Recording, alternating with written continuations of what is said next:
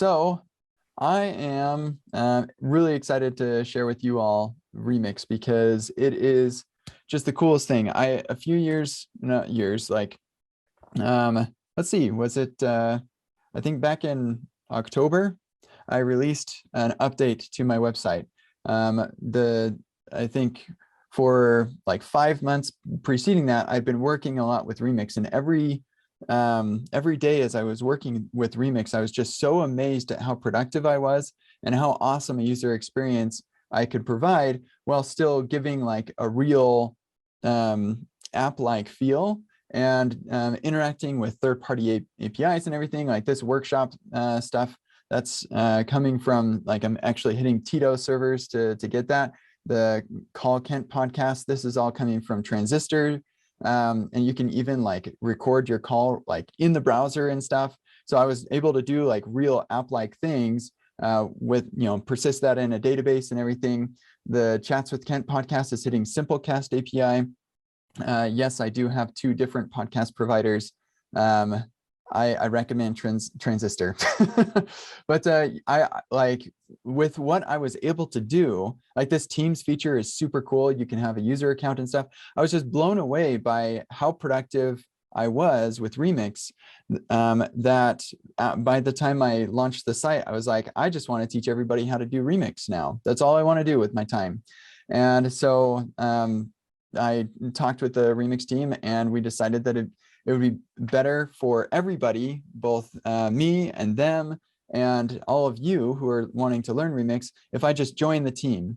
And so that is why I'm on the team, is because now I can produce a lot of really awesome content for you all for free.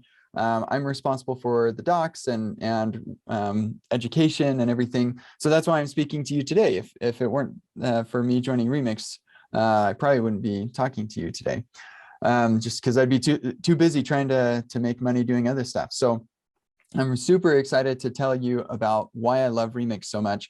And I only have about a half an hour, and my spiel normally takes about 45 minutes. So I'll probably skip over some bits. But even my regular spiel skips over a bunch of stuff because there's so much to talk about building websites and building web apps, whatever you want to call it. Remix can do both. I don't know why people think that it's just for websites. It is not. You can build really awesome things with Remix. And so we'll talk about as much as we can get through. So for those of you who are familiar with Gatsby and Next, then the idea of a route module should not be super foreign to you, but Remix has its own take on a module that represents a part of the UI, and we'll talk about that. But this is basically what that looks like. We have the default export is the UI, and then we have an export for handling getting data into the UI, and another export for handling the user submitting data from the UI. And so we'll talk in depth about those things, but Remix is really focused on the user experience. So we really focused on trying to make an excellent user experience, and then we backed into improving everything around that awesome user experience. And for a lot of you, you probably have noticed, and by now this has been making the rounds, the Remix versus Next.js blog post. So if you are wondering about the difference between Remix and Next, because they do solve lots of the same problems in some of the same ways, or perceptively, it seems like they solve things in the same way. Go take a look at this blog post, because it shows you that Remix is superior to Next in both user experience objectively and subjectively in developer experience as well. So yeah, Remix is a server rendered web framework for building excellent user experiences. And it has an awesome developer experience as well. Okay. So we're going to use the remix.run website to talk about some of the important pieces of Remix. And that is, we're going to skip over this. We'll come back to that maybe. That is this part right here. So since the dawn of time with browser server interaction, the browser would say, hey, website, I need this HTML. The server would say, sweet, I know who you are, so I know what HTML to generate for you, and I'll send you that HTML back. then the browser would say, hey, I need to submit this form. And the browser is capable of taking a form, serializing it, and making a post request or a get. And then the server gets that request. It does something with the database and it generates new HTML and sends that along. And that's just the way that the web has always worked from the very beginning days. But we had a couple of problems with that where, like, what do you do while the user's waiting for a response from the server? And the best the browsers can do is show a white screen, maybe have a spinner in the favicon area, and sometimes they'll show a little thing here at the bottom that says like what resource we're waiting for. That's not a great loading experience for the user. And it's not just about the loading experience either. As I'm making mutations and navigating around, each one of those is waiting on a server. And so all of this led us to, I'm skipping a ton of stuff here, but hopefully you follow along. Like, that's what led us to the Jamstack that everybody's really pushing hard right now, where we say, hey, you know, it's better to show something to the user than nothing at all if we're going to be waiting for 5 seconds. And so we may as well just show them a loading spinner. And in many applications, that's the best that you can do. Sometimes you can pre-generate a lot of stuff on the page. Like an example here is YouTube. They give us like this nice skeleton UI, except it like flashes white and then it flashes black and then it like things pop into place. I don't think that's a great loading experience, but that's kind of what we thought was like, hey, if this is going to take a long time for us to show them anything, let's at least show them something that's more than just a white screen. So that's kind of what we have been doing with the Jamstack. The problem is that not only did we do that, but we also realized by pushing so much of our code into the client that we're making that interstitial or that loading state take longer because we have more code to send and more code to parse and evaluate. And so that wasn't great. So we decided, okay, let's chop things up into smaller bits so that the login screen doesn't need all the code for the settings color picker or whatever. And so now we're chunking. And then another thing that we did was we said, hey, let's co-locate our data requirements with the components that require them, which means that you have to render the component before you can go get the data, which means that you have to go get the component code before you can go get the data. And you end up with this waterfall situation. And so for most applications, like go to your bank website right now, and this is exactly what it's like, unless they built their site and haven't rebuilt it in the or updated it in the last couple of years, or your power company, or like lots and lots of websites are this way, where you have loading spinners bouncing like all over the place while the code and the data is getting loaded. This is not a good user experience, but we didn't just like make up these problems. We're trying to solve the problem of showing something to the user rather than waiting for 5 seconds to go get all of this data. So a lot of solutions to this problem have been proposed. So we've got GraphQL so that you can like, or like with Apollo and Relay and stuff, so you can normalize all your data requirements and do a single request and render as you fetch and all of this stuff. But still, you have, even for that, if you're building a Jamstack site, you do have to wait for the JavaScript to load before you can start fetching any of your data. So you are still, even in that situation, you're still on a waterfall scenario. It's a really difficult problem to solve. But with Remix, we decided, hey, like maybe if we can make it so that the user's not looking at a white screen for so long, then like maybe it's okay to not show a loading spinner right away and instead do a full server render. And then on top of that, if you really do have a static site that doesn't have like dynamic stuff in there, then you just tell a cache, you put a CDN in front of your site, like we are doing with SSG right now, put a CDN in front of there and tell the CDN to cache that static page so that you don't have to hit the origin server every time, if that was an important thing to you.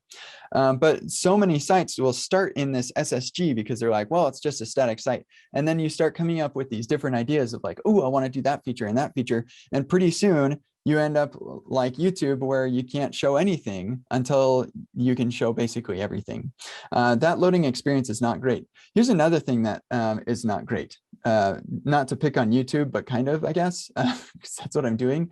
But when I come to this site, and I'm on a slow connection or something, so the first thing I'm going to see is this loading page that's not like showing me much. And what it's doing right now is it's downloading Polymer, and that is like a pretty significant size thing. Like, look at how big that thing is. I'm actually really surprised that this is what is required for rendering anything onto the page with YouTube. Now, of course, like most of us have faster connections, I guess, when we're using the youtube.com site. But here's the thing, if I type a search, it's still downloading some more JavaScript. I'm typing and hitting enter, and none of these searches are happening because I don't have all of the JavaScript rendered yet. That's a bad experience. This literally happened to me, not in a testing scenario, but in an actual user experience situation where I was trying to search for something. I hit enter and my search was cleared. That's how I discovered this problem. I was blown away. And so like we've taken so many steps back in the user experience by going all in on the Jamstack, and it's not leading us to a great experience. So what if we take a couple steps back and we say, hey, the whole reason we did all of this loading spinner stuff was so that we could make it so the user doesn't have to look at a white screen. So why do they have to look at a white screen? Well, it's because they have to go all the way around the world to get to our origin server. Origin server has to talk to a backend API that's a little bit slow, and then it has to generate the HTML, and it sends it back to the client. And so during all of that time, we're just looking at a white screen. Well, what if we could just make that faster? So with modern infrastructure, we have things like fly.io, where you can put your Node app all over the world, or any app actually that just run Docker, but you can put it all over the world. You can push your data out all over to many regions throughout the world as well. They have automatic like Postgres read replicas and Redis replicas that update in like 10 milliseconds or less on every mutation. They push that out to all of them. It's amazing. That's what my website uses. Cloudflare has their key value store for data and durable objects, and they push your Cloudflare worker code or your Cloudflare pages code in their like 250 locations all over the world. You've got Dino deploy that's coming soon. They have a beta out there, and they've got many regions all over the world. AWS Lambda at Edge, Fastly has the, I can't remember what their thing is called, but cloud compute or something like that. So that, like, this modern infrastructure says, hey, let's just push that server code out really close to the users, and then add some smart caching to any like slow backend APIs, or just like make your backend API faster. And then all of a sudden, your users aren't looking at a white screen for 5 seconds, and instead they're looking at it for like maybe 100 milliseconds. My website is 250 milliseconds or less anywhere in the world. And that, like I said, this is actual user data. And of course, that's without caching and everything. Once you've got things cached, like, look how fast that is. Boom, it's there. Like, it's fast. And that was a server render. Look, seriously, watch this. Every time I refresh, these blog posts are different. They're different blog posts. This is server render. This is hitting a server, and it's still this fast. So we don't need to show a loading spinner anymore. Those days are like, that problem is gone. We don't need that. We can show the whole app. And this whole thing is interactive as soon as the HTML arrives. So as soon as this is here, like, all of these links work. They're A tags. You click on those, and because the JavaScript's not there, you're going to get a full page reload, but it works. If we had a delete button on this invoice to delete one of these invoices, that's going to delete. That's going to be in a form. In Remix, we put all of that in a form. And if the JavaScript hasn't loaded yet, Remix actually understands that form submission, and it will actually do the whole deletion, and you'll get a full page refresh, and you'll land on this page again, or on the invoices generic page or whatever, because you deleted the one you were looking at, and it will all work. So that YouTube bug just would not, if YouTube used Remix, they wouldn't have that bug. They wouldn't even think about it. Like, it's not like, oh, it's easier to fix those bugs when you're using Remix. No, you don't have the bug when you're using Remix. It doesn't exist. And you'll find as you're using Remix that applies to so many things. And so, of course, like we do like JavaScript in the browser. We love it because we can do a lot of really cool things. And so when the JavaScript is loaded, now we don't have to do full page refreshes. We can do nice client-side navigations and everything. And yeah, say goodbye to spin again. I always like showing this part. It's kind of fun. But because we do have JavaScript, we can be really smart about, as the users using the site, and we can prefetch stuff as they're navigating around. So by the time they actually end up clicking on something, all of that, the CSS, the data, the JavaScript, it's all loaded into the browser's cache, so that as soon as we say, okay, we want to render this, we need to get those things, the browser's like, oh, I got you. It's right here, and you can render that instantly. So there's no loading states. It's totally jank-free. Awesome experience, and it's using the platform with the prefetch link tags. And so what that means is if the user hovers over this, they're like, yeah, I'm going to go click on that. We prefetch all this stuff with link tags, and then the user's like, actually, you know what? Never mind. I'm going to close that. And then they say, oh, never mind again. I want to come back, and they click on it really fast. That's already in the prefetch cache in the browser. So even though they close the browser, it still works. Whereas most of the time, stuff that like what I would have done before Remix is I'd say, okay, I'm going to prefetch this. I'm going to have this cache thing, put it in context or something, and it's going to live in memory. And when the user clicks on it, it'll be right there in memory. It'll be all ready. Like this is React Query and SWR, both do this.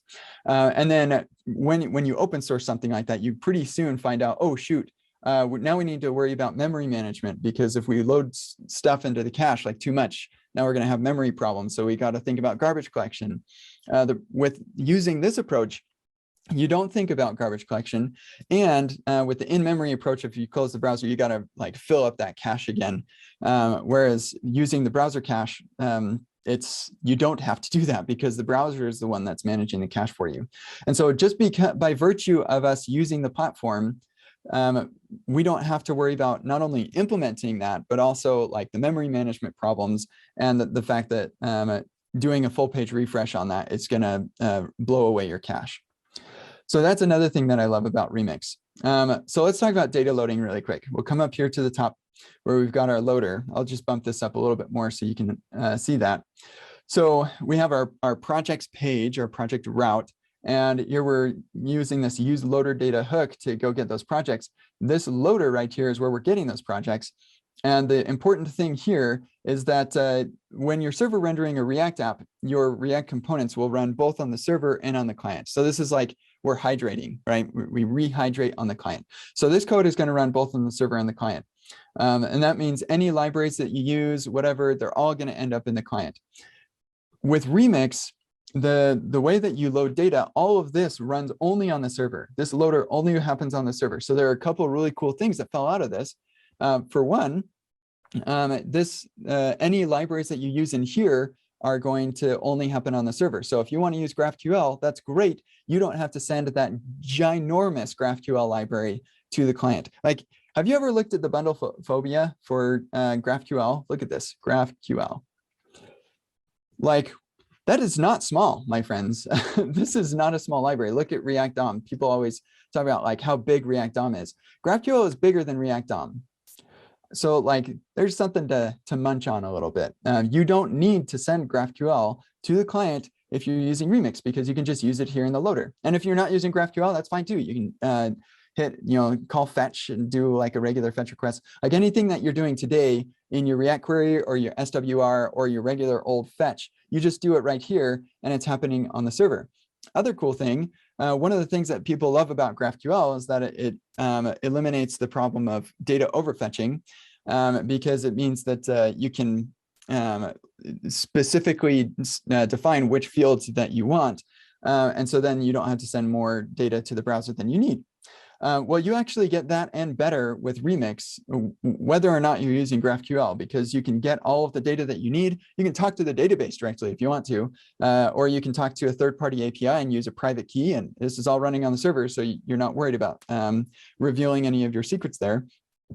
And then you can filter out all the stuff that you don't need, or you can actually, if you need like this piece of data and this piece of data, and then that like generates this other piece of data, then you can actually do all of that on the server too. So you could actually end up with even less data that you're sending to the browser by using Remix, even if you're using GraphQL. So you're in a better place with the data from a data loading perspective. The other thing is you don't need to worry about loading states because Remix won't render this until that data is ready. And of course, you can opt in to show loading states. You have this use transition hook to show, like on my site, if I go fast enough here, if I go fast enough, then you'll see a little loading thing pop up. Ready, go. Boom, there it is. So you can opt into like showing loading states in some places. It can be really useful if somebody's network connection is bad, but you don't have to complete your component with all of that loading state because that data is right there. It's always ready and it's not rendered until it's ready, which is a better user experience as well. So loading data in Remix is phenomenal. I love it, and I think that it is great. Okay, let me downsize this a little bit. And we're going to talk about mutating data.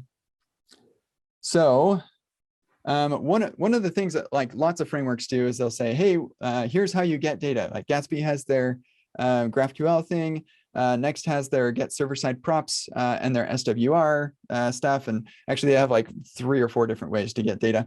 But most frameworks just kind of drop you off on the cliff on how you mutate data and keep your cache up to date. So you have to like bring in a library to manage that. Remix feels like this is a fundamental piece of the web that we need to support. And so we do. And the way that we do it is the way that the web does it, with a form.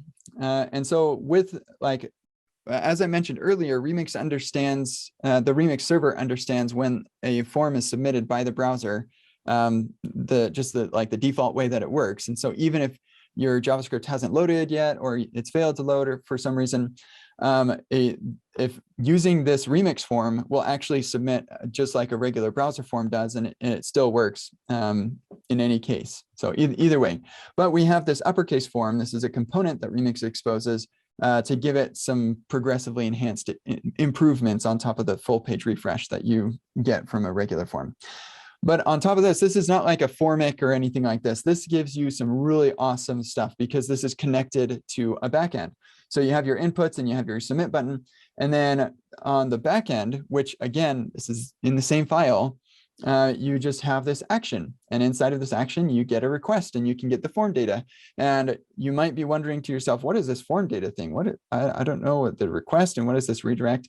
Well, let me tell you, if you want to learn about request form data, you can go to mdn.io/request.formData.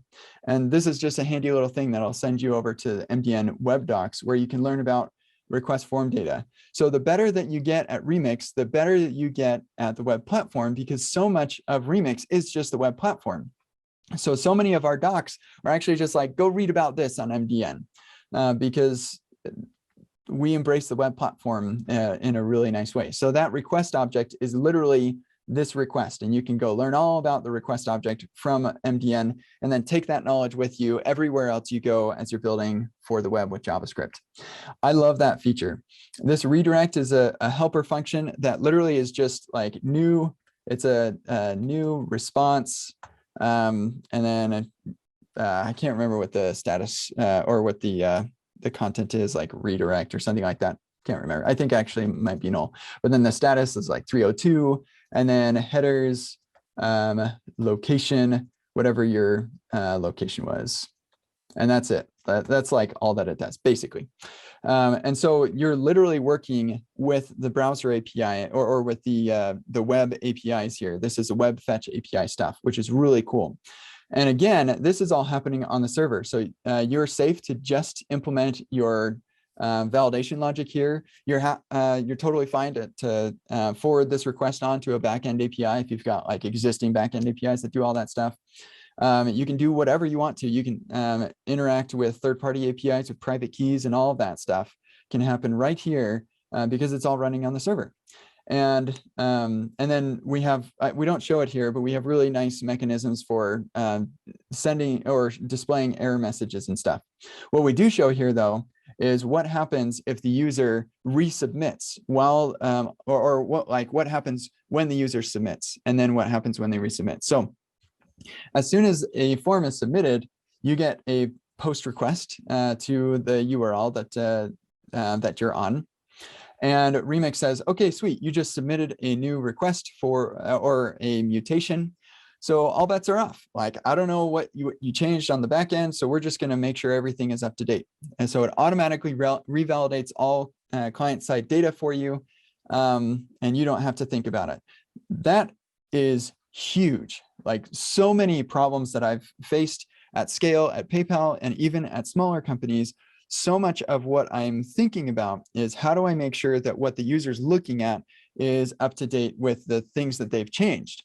Like that's the entire reason Flex was invented. You all remember, like, and for those of you who are uninitiated, the Redux is an implementation of the Flex architecture, and Flex was invented by Facebook specifically for this bug, where they had a notification bell for your messages, and then your messages over down here. So they were like totally different places, and it was a big pain. Like, anytime you mark something as read, then the notification bell icon wouldn't be up to date. So like keeping those things in sync was the entire reason, and problems like that was the entire reason Flex was created.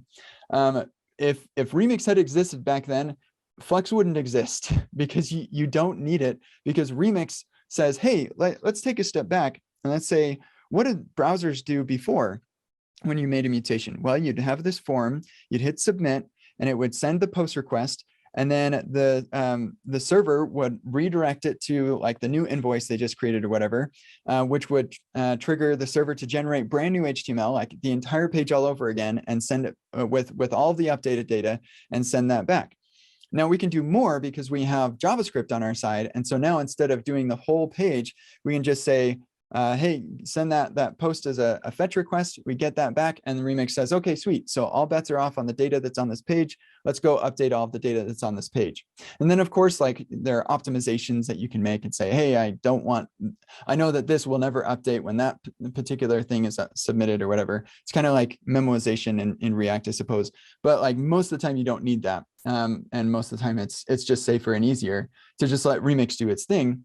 And it works, and it's awesome. And on top of that, if the user decides that they want to do another submission, like maybe they've got this quantity in their cart or something, and so they hit the plus button to increase the quantity, the users can do that all day long, and it will totally work. Remix will automatically cancel the request to go get that data as soon as the new submission is given, because, like, once that submission's given, now we know that the data is wrong, that's coming back from that request. So we just immediately cancel it. We send that new submission, and then we get the latest stuff. And so you don't think about keeping your UI data up to date when you're using Remix. It's just not a thought, and it's amazing. I remember when I realized this, and I was just like, I ran around the house like, oh my gosh, so many of my problems are solved now. It's awesome. I can finally actually start thinking about building my app rather than dealing with things falling out of date. It's awesome. It is so cool. Okay, so on top of that, because we do have JavaScript, we can also give us some really nice pending states, because like, we are the ones responsible for making these submissions as the Remix framework. And so we know when a submission is being made and when the new data is being loaded and all of that stuff. And so we can give you some really awesome stuff with this use transition hook from Remix. This is not the unreleased React use transition hook. That is not released yet. We don't use unreleased software. This is coming from Remix. And we know, oh, you're submitting something or you're loading data or whatever, you can get all of that from use transition. But here's what is even better than a loading state is the finished state, right? If we could just make it so it happens in a millisecond, so we don't need a loading state, that's even better. And for so many use cases, you actually know what the finished state is going to look like. You know all the data that you need, because the user just gave it to you. In this case, we have a company and an amount. The user gave that information to you. We're going to send them over to the invoice details page, where we're going to show them the company and the amount. And so, like, because we know all of that, why don't we just take the code that's on the invoice details page, we'll abstract it into its own component, and just reuse it right here. And so that's what we can do. And this is called optimistic UI. It's not a thing that Remix invented. This is a pretty common pattern. Remix just made it easier than anywhere else I've ever seen. And so with optimistic UI, you can say, hey, I'm going to take that invoice component. And because the user gave me that form data in this submission, I can use that to render out what the user's going to see when this is finished. And what's really cool about this is you notice there's no like fallback in the event of an error. So optimistic UI says, I hope and expect that this will work, but it might not. And so like we have to think about the situation where their validation failed or the server fell over or something like that. And so you have to think about rolling back. Well, in Remix, because the transition doesn't actually take place until the post was successful, you can actually just render what you're going to render in place while you're waiting. And if while there's a submission, and if that transition never actually happens because the request failed, then there is no longer a submission and you're right back to where you started with rendering the form. I can't imagine how this could possibly be easier. It is, and it leads to a really awesome user experience where everything feels like it's instantaneous. Now, of course, there are some things where you're like, okay, I need to do this, send an email to 1 million people. Well, that's not gonna, like, you can show an optimistic UI in that case, but your post request will probably, if you're waiting on the post request, that's gonna take like 10 seconds or even longer. So for a lot of things, you're like, hey, let's queue this up. Even in like regular apps without Remix, that's often the user experience that you end up giving anyway. You're not gonna make them wait on this request for like 30 seconds. That's not a good user experience. And so you just like say, I'm going to queue this up. We say the queue was successful and send them to the next page. But in any case, you end up with a really awesome experience with optimistic UI for most cases, or most use cases. And Remix makes that super, super straightforward. So I think I've been talking for half an hour. I should probably stop. We didn't get a chance to talk about error states, but it's awesome. It's crazy awesome. We didn't get a chance to talk about nested routing. That is like blow your mind. That's the part where we start talking about, okay, let's talk about the developer experience and how awesome that is. Yeah, so the nested routing right here, it means that the component that you're rendering or the route module that you're talking about is only concerned with the part of the UI that it's responsible for. That has a lot of awesome implications from the code that you're writing to load data and what Remix can do for the user experience in loading that data. It's awesome. And then it has implications on your error handling and stuff too. But I am out of time, so I'm gonna stop and I'll look at this Q&A. I'm gonna let maybe Dean come back before I start talking about the Q&A. So yeah, that's no there problem. you go. That's Remix. I was waiting to hop in. Rundown. That was great. Thanks so much. From the chat I was reading, it seems like you've got a talent at hyping people up because everyone looks like they're really into this. So that's great. Well, that's good. I'm excited about it. And I tried to like clarify, this excitement came before I worked at Remix. Anybody who was watching my Twitter before I joined Remix knows. But for those of you who weren't, I was crazy falling in love with Remix before I joined. And I'm just really excited to be able to share that love with you all. Well, you do have some more time. So if you would love to keep going, you're more than welcome to finish off.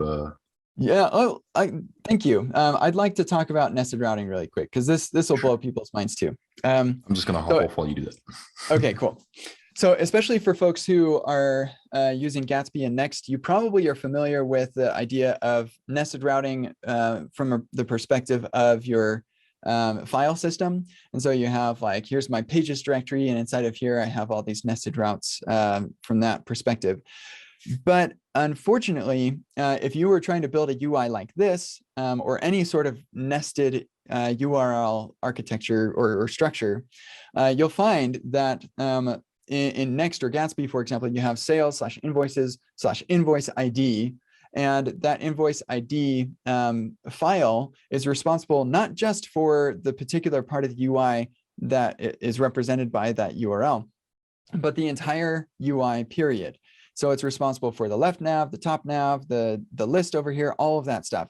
And that's not just like the components. Like the components are like, it's whatever. You make a layout component and it's kind of annoying, but it's whatever.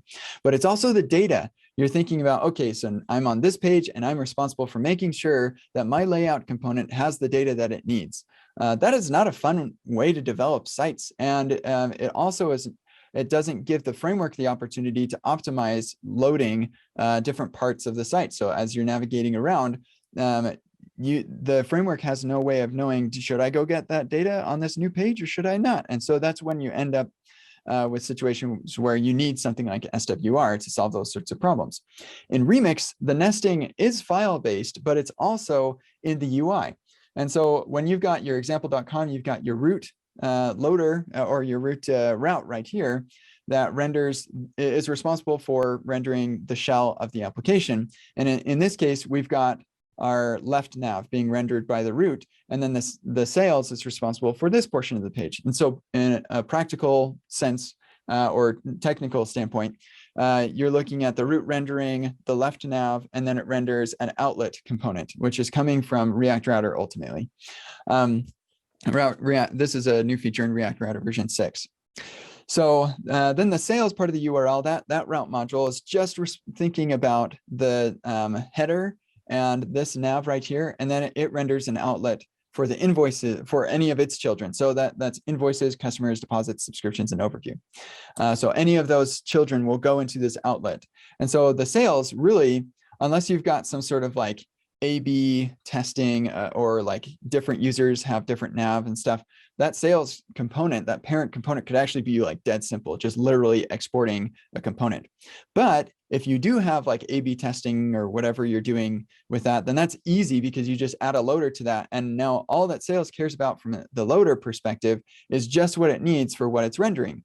That's really, really simple to think about. You don't have to think about, oh yeah, I also have some A/B testing over here or whatever. Like that can happen in the root loader.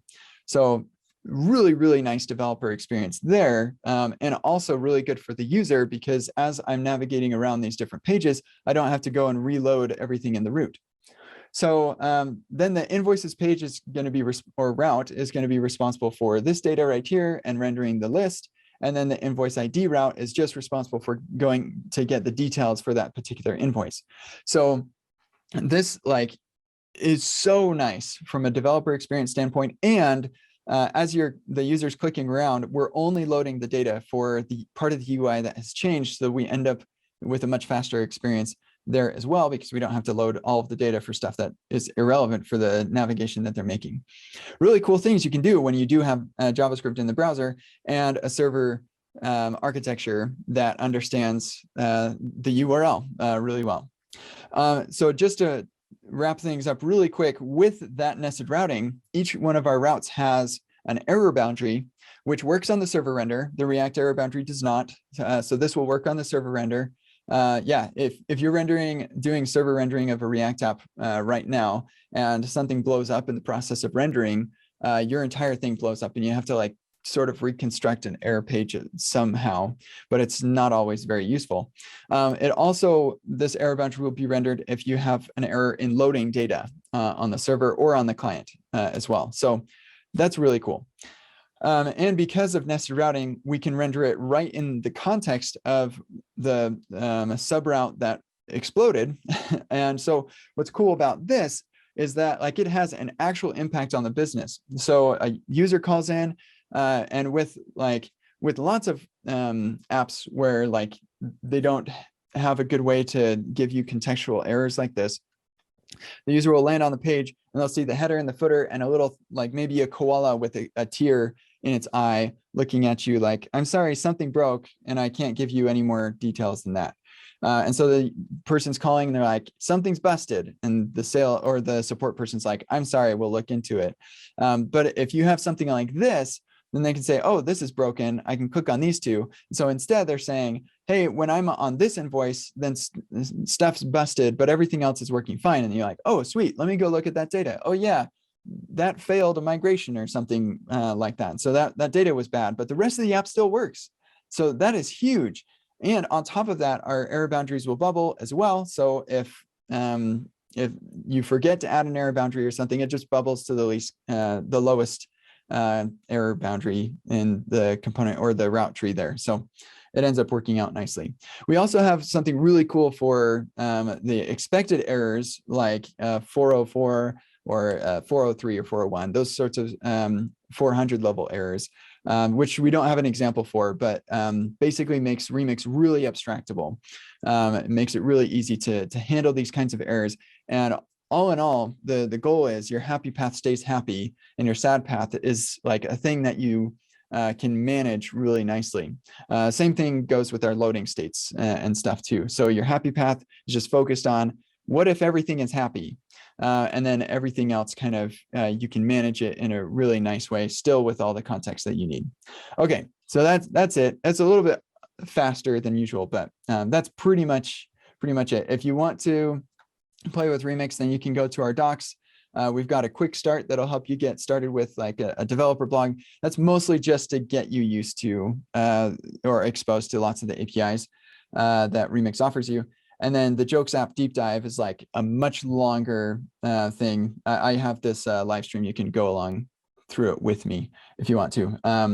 But yeah, we talked about like setting up a database and authentication and all of that stuff. So yeah, that's it. Okay, I'm ready to answer questions now. That was great. No, I feel like you rushed it a bit too much. No, I'm joking. It was great, honestly. Really it was nice. A little fast. No. Honestly, it was perfect. I'm pretty sure everyone is pretty happy you went through it. I saw the chat going crazy. Give you more time. Give you more time. I feel like one of those people. I've got time, but I don't want to like overstep. No, that's perfect. Everyone is very excited to hear about it. I just feel like one of those people at a Roman gladiator arena. They're like, more. Okay. So one thing I do want to mention is there are 22 questions. So if anyone would like to post a question, or if you'd like to go through those and upvote the most relevant one to what you actually would like to have asked, please do that, because I don't think we're going to have time for all 22 questions, but post more if you'd like, I'm sure, or go over to Kent's Twitter. I'm sure you wouldn't mind that. Yeah. And also like our community on Discord is really active too. And you can find the Discord at the bottom here. Oh, just kidding. You can't. It's hidden. You have to, it's a search. No, just kidding. I'll post it. Yeah. There you go. Wow. Okay. Me mentioning the voting really helped, because it seems like everything is slowly ordering now. Yeah. But I'll just pop off a question to you, the most voted, and then we'll kind of go down. I can see it. It might be a little faster if I just go through them. Yeah, sure. Yeah. Okay, that's cool. fine. So Dave is asking, while trying out Remix, it was a bit of a pain to use CSS frameworks. No, there's a bit in the docs. Yeah. Okay. So the CSS story with Remix right now, that was one thing that we didn't get to talk about. So this is great. We started with style sheets. So like everybody's moved on from style sheets because it's really difficult to keep maintainable. And you end up with like a enormous CSS file that 90% of it is never used and nobody knows if they can delete stuff. It's really a pain. And so that's why we're all using like CSS modules and CSS and JS and stuff. So now like it's a lot more obvious when you can delete stuff and you can kind of like code split some things sort of. So with Remix, you can actually associate a style sheet to a particular route. And when you're changing the styles in that CSS file, it is impossible for it to impact other routes. And so that is really, really nice. The biggest challenge with that, and like seriously, try it if you're still into regular CSS. I should also mention like most of the Remix team is like, you should all just skip to the end and use Tailwind because it's amazing. It's awesome. We love Tailwind. But if you don't want to use Tailwind, give regular style sheets a try, because you can get really far with regular style sheets and Remix before you run into any problems. The biggest problems that you will run into are your reusable components. Those are still not huge problems because you can just include that globally, and those are naturally namespaced anyway. But a lot of people don't like that either. Most of those people have either only learned it the CSS and JS way, and so they're not used to style sheets, or they've been through all the pain of style sheets and they don't ever want to go back. But it's actually not that bad when you're using Remix. Seriously, it's pretty good. All of that said, we are working on getting CSS module support built into Remix. So that's coming eventually, and possibly vanilla extract as well. But again, like, I'm still a huge fan of Tailwind. I feel like it's the best authoring experience of anything that I've used, and it leads to an awesome user experience as well.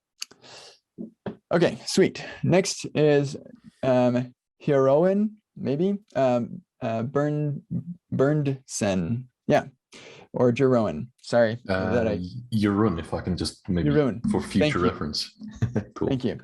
Okay, appreciate the enthusiasm. Is there a point of critique to consider? Do React, Next, Angular, and Friends still have use cases? Okay, so I can't think of a single situation where Next would be better suited for a problem than Remix, period. Remix is, in my mind, superior in every way. I can't think, seriously, I can't think of a single situation where Next would be better.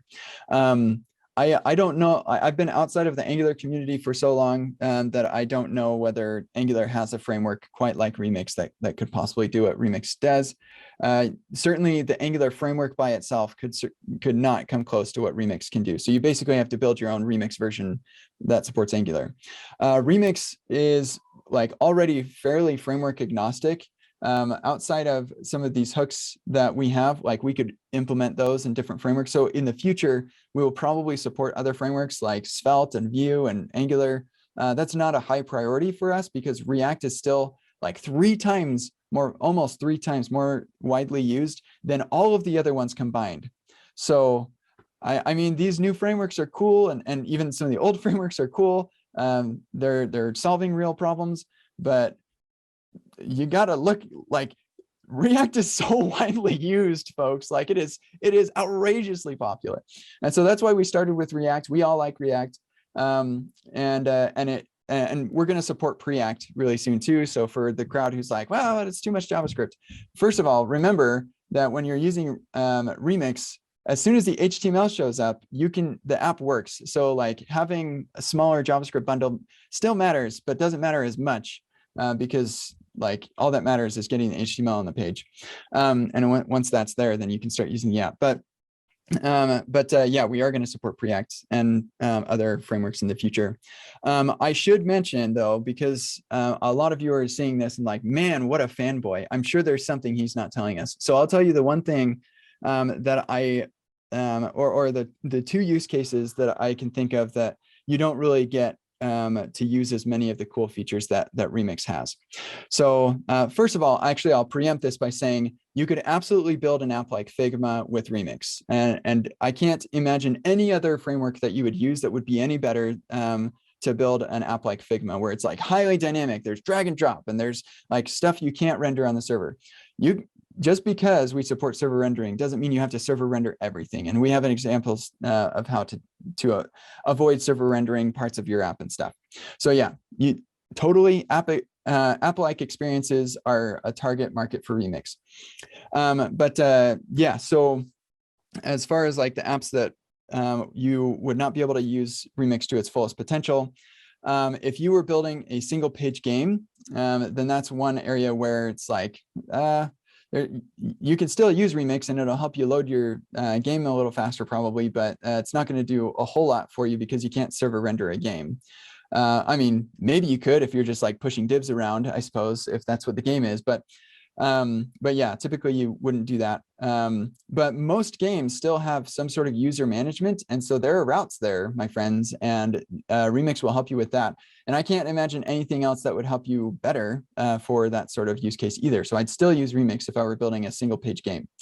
The other one is a dashboard where you have just a silly number of widgets, all of which are controlled by the URL search params. You can control search params with Remix. We have the use search params hook. But if you like, there are some, I've seen some apps where they are like, it's so much stuff that they're putting in the search params that they have to serialize it down to like encoded string and deserialize it. And you can do that with Remix. The problem is that every component that cares about the URL, which in a dashboard situation is basically every component, would need to re-render anytime the search params change, or put in something special in place to say, do I care about the search param change that happened?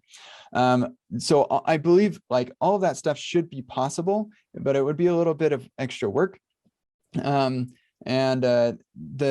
one thing that I'll say is that for that particular use case, React location, it was built for solving that particular problem, which I think you might be able to make work with Remix for that specific page or something. It's possible. It would be kind of interesting if somebody wants to try that out. But anyway, outside of those two examples, I can't think of a single web experience that would be better served by something other than Remix. Seriously, I'm not joking. So that's my opinion. Okay, Rupert. Can a single UI component in Remix support multiple loaders and or multiple actions? And can loaders and actions be shared and reused between multiple components? Yeah, so it's all just JavaScript. So as far as sharing is concerned, like if you have some code that you like and you want to use it somewhere else, you put it into a function and call it in the original place. Now you can call it anywhere. So like it's just JavaScript. As far as like single UI components support multiple loaders and multiple actions, yes. So depending on the type of UI that you're building, it's possible that you have like this component that pops up on like many pages. And so it doesn't make sense to have every single one of those pages have a loader like responsibility to get data into that component, right? And then conversely, each one of those have to have an action. So Remix has what's called use fetcher that enables you to both fetch, well, do any kind of fetch, a get or a post. And that does not trigger a navigation. So that's for stuff like I've got my drop down or something. I put that on like every page of my newsletter. In fact, Ryan today is recording what is called a Remix single, which is going on our YouTube channel, which by the way, you can go subscribe so you don't miss that. But he's going to show how to do that, specifically the newsletter use case where it's like it appears in various places throughout your app using use fetcher. So that's what use fetcher is for. Okay. Dave is asking, weren't there plans to make Remix framework agnostic? Yeah, we kind of talked about this a little bit. And that, yeah, we do have, I don't know if I'd say plans, like it's not like on our roadmap, but that was always a goal. And we actually, I should mention that we are currently doing work to make Remix more framework agnostic than it is already. But like I said, it's not an enormous focus for us right now or priority. We've got other things that we want to work on. But yeah, it is 100% doable and it will happen eventually, I'm sure. Okay, I am not going to be able to pronounce this right, so I apologize in advance. Huzaifa. Hopefully I got that right. Do you get all, and you can correct me by the way if I get something wrong. Oh no, I can't correct you on this one, unfortunately. Okay. Do you get all this SSR advantages if you're not using any edge middleware mechanism like Cloud for Workers and Fly? Yeah, you totally do. So one thing to keep in mind, well, yeah, I was about to say something that's not totally true, so I'm not going to say that. But so yes, you get these advantages. The biggest benefit to deploying to the edge, and by the way, I should say, like you can also deploy to Vercel and AWS Lambda, Netlify. Like Remix deploys anywhere. Anywhere you run JavaScript, you can deploy Remix there. And so yeah, you could totally get the benefit. The biggest thing is if you have customers or your CEO makes a trip out to Shanghai and your app is only hosted in Dallas, that is not going to be as fast. And so that's why it's really helpful to solve, like to host your app all over the world. That said, if you're like, well, okay, because I can't do that, I therefore will not use Remix. I will go use Next and do static site generation so that I can put stuff on a CDN. Well, my friends, you can also put a CDN in front of your Remix app. So even if you say, no, I want to put this origin server just in Chicago, and then I have people all over the world, you can put a CDN in front of your origin server, put it all over the world, and then you use regular web platform cache headers to say, for this page, I want this to be cached, in the shared cache for X number of years or whatever, for however long you want. And then you have very simple APIs. Most of the, like Fastly has a nice API for purging. You just say, whenever you update data, you purge it. And then the next user to go and hit your origin server will refresh the cache. And that user could be you. You purge it and then you instantly make a get. And so you're the one, refreshing the cache again. So yeah, like that's why I say, like, there isn't anything that Next can do that Remix can't, and Remix can do many things better. And so it takes a different approach, but it ends up being way better, because in that particular scenario, if you're like, well, I only have one origin server, it's basically it's kind of like your build server, if you're thinking about it in that way, where it's like constantly able to build stuff. And so if you update some content, then you just say, okay, Fastly, delete the cache there, or Cloudflare or whatever, delete the cache, and now make a GET request. It's going to rebuild that page and send it to the cache, the CDN, and now it's cached again. And so instead of having to rebuild your entire site anytime there's a content change or data change, you can be more like just rebuild the parts that actually changed, and you don't need something really complex like ISR, which, by the way, is an amazing solution to a really complicated problem that Jamstack invented. And so we just say, hey, how about we don't have the problem at all, period. So anyway, that's our approach. So I know it's 12:01 my time. I'm happy to stick around for longer. Do we need to stop at the hour, or are we good? Well, I haven't been told that you need to stop. So okay, I will keep going until you tell me to stop. No, if you are still enthusiastic, then you're free to answer every question that you'd like. Okay, cool. Because I'm happy to do this. I get really excited talking about Remix. Yeah. Okay, so another one from Dave here. All these good questions, Dave. Are there possibilities or plans for live data through WebSocket API? Yes, that is. I can't tell you like when or whatever. We're not currently working on this problem, but it is 100% on our roadmap. Yes, we definitely want to have built-in support for WebSockets. I should say we have just as good support for WebSockets as any other framework that I know, that like any of the other popular frameworks, which is to say they support it because they happen to be on the web platform, and the web supports them. But we want to have like built-in support for WebSockets and give you just an amazing experience for live data stuff. That is going to happen, and it's going to be awesome. It'll blow your minds. So look forward to that. Okay, Tim, what requirements are needed for your infra server? Does this play well out of the box with AWS? Yes, it does. So we work closely with Arc, our architect, and they work on top of AWS. So you have like your AWS account, you can use Architect, or you can just like deploy it yourself if you want to. You can also do like Lambda functions and directly if you want to. I don't know if we have an adapter just for AWS. I think our only AWS adapter is with Architect specifically, but I don't know why you'd want to use AWS without Architect anyway, because Architect makes it way, way easier. So yes, as far as like special requirements, like if you want to do a long running server, we've got like 3 levels here. So we've got our node thing that's just like pretty bare bones adapter, and built on top of that we have our Express adapter.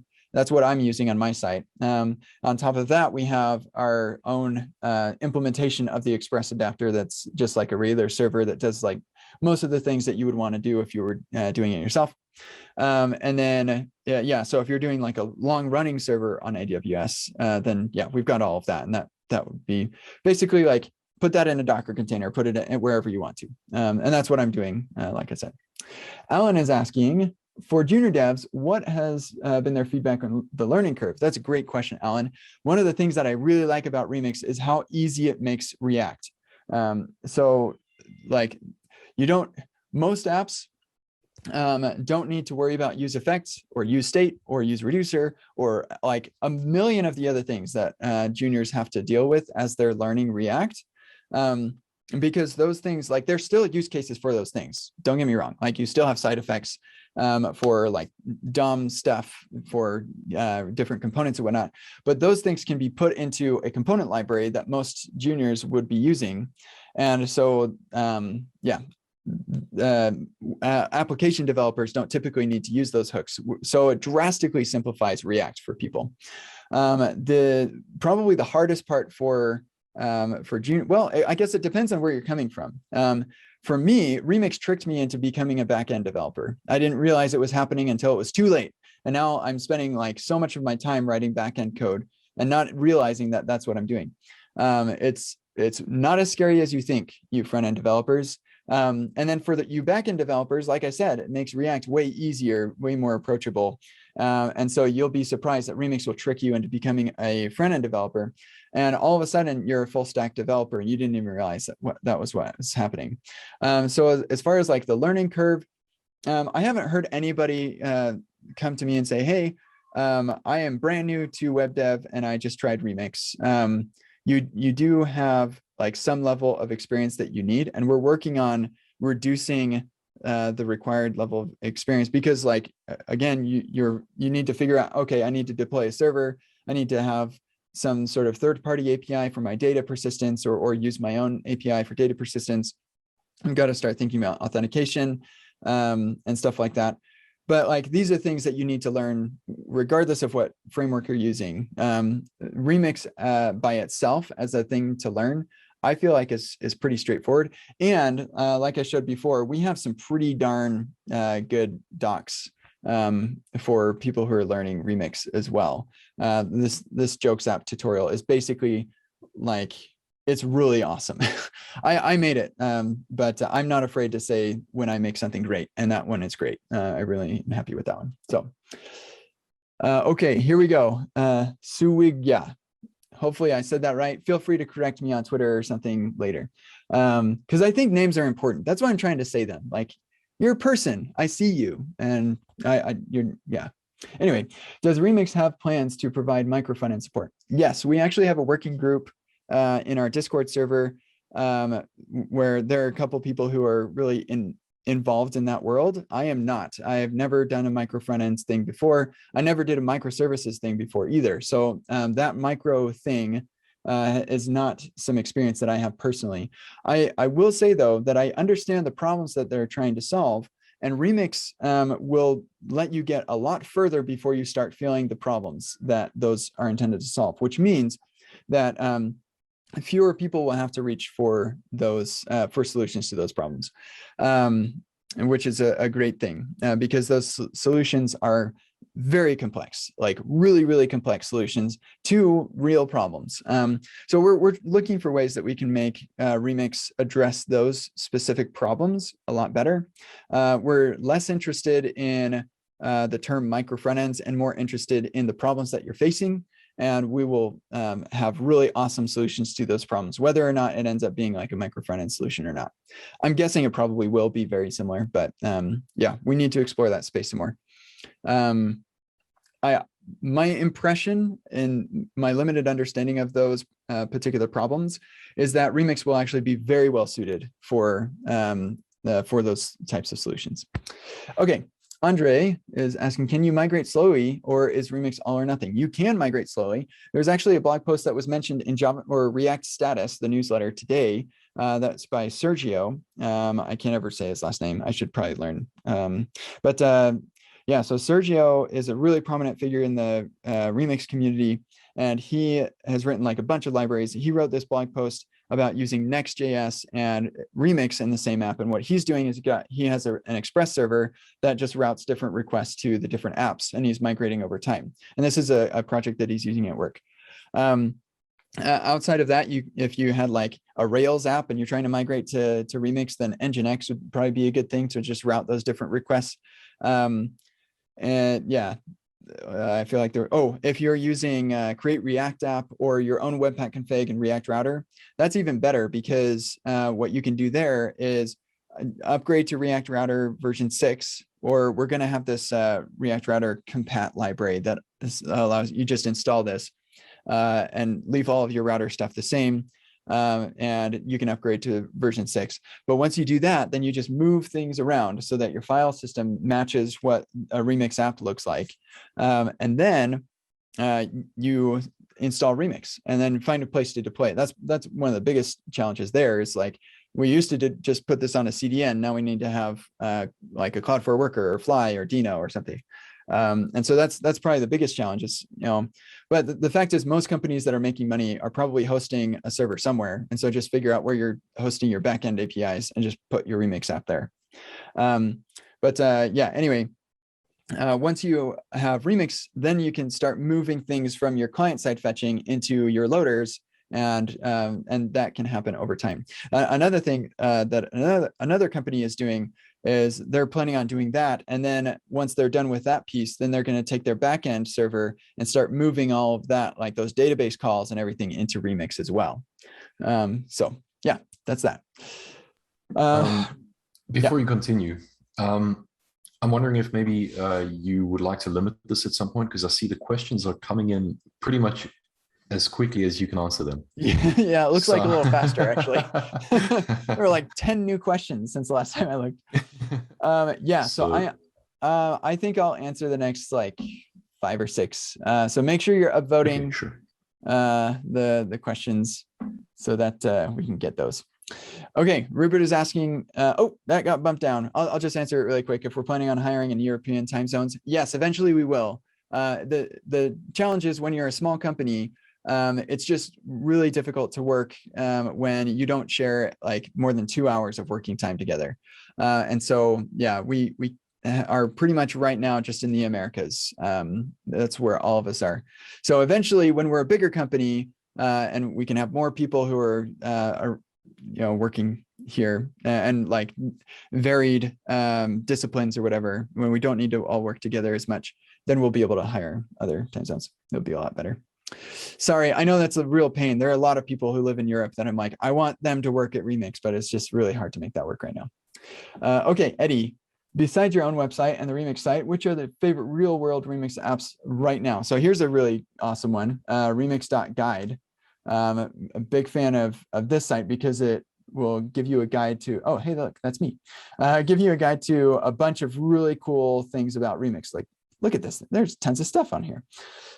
So yeah, this one's cool. Actually, this happens to reference the Remix Cookbook, which is another pretty cool Remix site as well. That's just a lot of really kind of short articles on Remix. Let's see.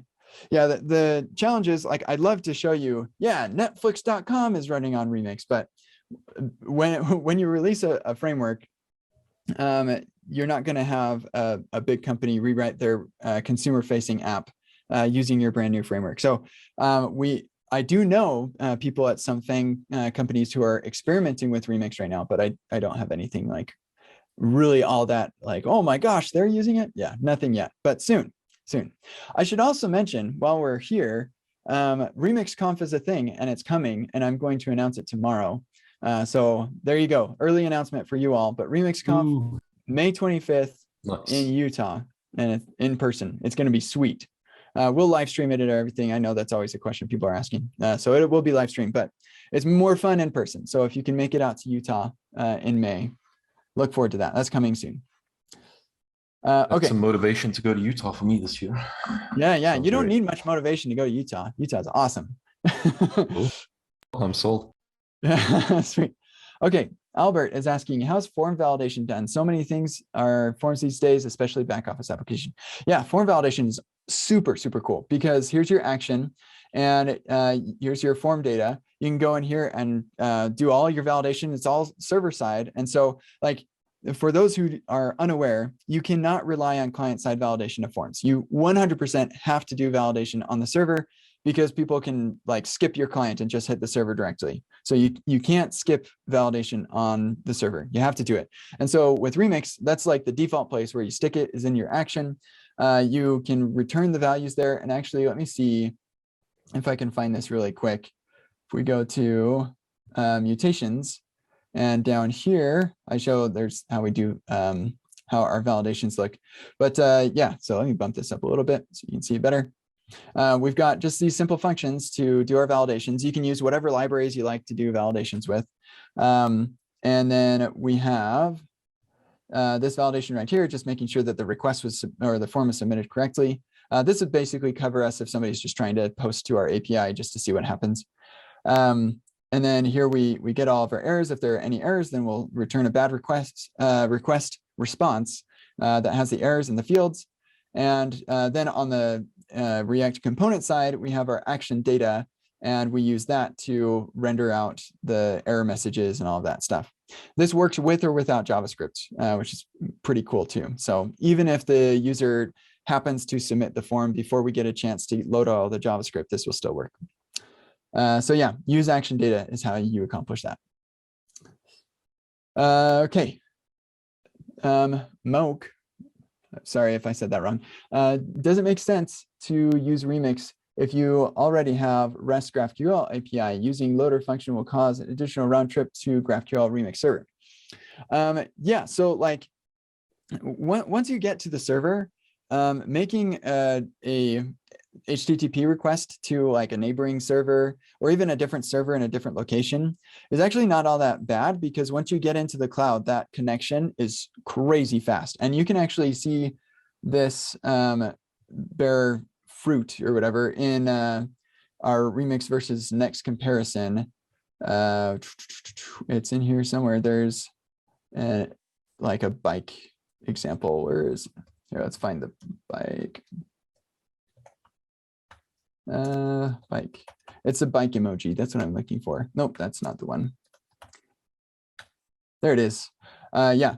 So this is where we're trying to see what's the difference between requesting from like if our server is hosted only in one place and requesting from all the way over the world. So getting to the server and then having to connect all the way around the world or something happens really, really fast, because your browser goes to the edge, and then now you're in the cloud. And so now your connection to wherever else you're going is much faster. So yeah, there's that aspect to it, especially like if they're hosted in the same data center, that HTTP request is gonna be crazy fast. Like you're looking at milliseconds maybe. So I wouldn't worry so much about that. It is a little extra overhead. So like if you want to move things into Remix, then that's great too. But there are reasons to use GraphQL. There are reasons people like GraphQL. And if you've got an existing one, then I wouldn't not use Remix because you're worried about that. Feel free to continue to use that. Okay, Sakaria is asking, would this work with real-time data solution like Firestore or GraphQL subscription? Yes, the answer is yes. People are using it with those things right now. And we will only make that better in the future. Gigis, sorry, can data and posts only be managed through route modules? What if you have nested components that need to manage their own data? Yeah, so that's what the use fetcher API is for. Okay, I think we're starting to get some repeat questions. Yeah, So I think we're about ready to wrap up. I just noticed a really quick question. Yes, TypeScript comes out of the box. All of our docs and the demos and everything is all TypeScript, because I don't know why you would want to build without TypeScript these days. Just use TypeScript, folks. So. Cool. Yeah, I think that's everything we have time for. on the last name, I was going to be very impressed if you got it, because it's very Dutch. The G is ge, so it's gees. Yeah. Gees. Okay, yeah. There we go. Oh, that's pretty impressive, actually. Yeah, thank you so much for joining us this evening or this morning, wherever everyone is connected from. That's probably the better way of saying it. Yeah, I'm sure people are going to have a lot of questions for you. So your Twitter is probably going to be busy it's probably always already busy, but it's going to be busy for the next few hours. Yeah, thanks so much for joining us. Thanks for the information on the Remix Conf. Maybe if you can drop I don't know if you guys have the links. Oh, it's a bit early. You might get fired for that. Yeah, well, it's not published yet, but it will be at remix.run/conf.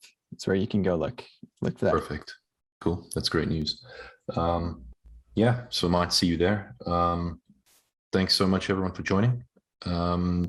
yeah, just a quick shout out. We usually have these every month. So if anyone wants to join next month, keep a lookout for that on both the meetup.com link as well as your emails, I think, if you've signed up for the meetup this time. Yeah, and if you want to read it, rewatch any of this, it should be on YouTube in the next couple of days, so you can go and check that out. Yeah, thank you everyone for joining. Until next time.